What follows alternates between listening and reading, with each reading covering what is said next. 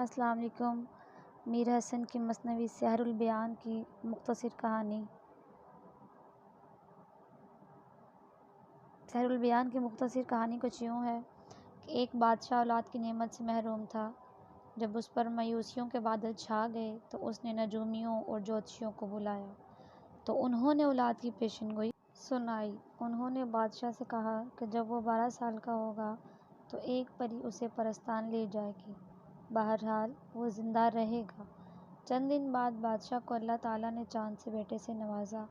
وقت گزرتا رہا، بادشاہ کو یہ خیال نہ رہا کہ 12 سال پورے ہو چکے ہیں۔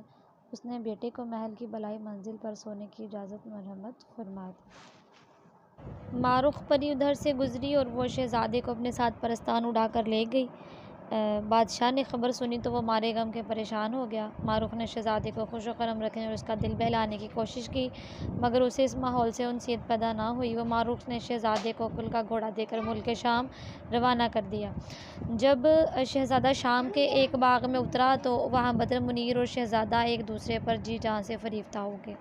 جب دونوں کے عشق و محبت کی خوشبو مارخ تک پہنچی تو وہ غصے میں پیچ و تاب کھا کر رہ گئی۔ اس نے اپنی برہمی کا اظہار کرنے کے لیے شہزادے کو اندھے کنویں میں بند کر دیا۔ شہزادے کی جدائی نے بے نظیر کو بے قرار اور بے چین کر دیا۔ اٹھتے بیٹھتے اور سوتے جاگتے اس کے ذہن پر شہزادہ بے نظیر ہی چھایا ہوا تھا۔ آخر وزیر زادی نجم النساء جوگن کے روپ میں بے نظیر کو تلاش کرنے لگی۔ راستے میں جنوں کا بادشاہ اس سے ملا جس کا نام تھا فیروز شاہ۔ نجم النساء کے حسن نے فیروز شاہ کو متاثر کیا اور وہ فیروز شاہ سے اسی صورت ملاقات کا وعدہ کیا کہ وہ شہزادے بے نظیر کو ڈھونڈ نکالے۔ فیروز شاہ نے جنوں کے ذریعے شہزادہ بے نظیر کو مارخ کی قید سے رہا کروا دیا۔ بے نظیر کو بدر منیر کے محل میں لایا گیا۔ بدر منیر کے والد مسعود شاہ کو بے نظیر کی شادی کا پیغام بھیجا گیا۔ بدر منیر اور بے نظیر کی شادی ہو گئی۔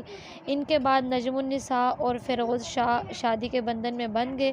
شہزادہ بے نظیر بدر منیر کے ساتھ اپنے ملک روانہ ہو گیا اور نجم النساء نے فیروز شاہ کے ساتھ پرستان کا رخ لیا۔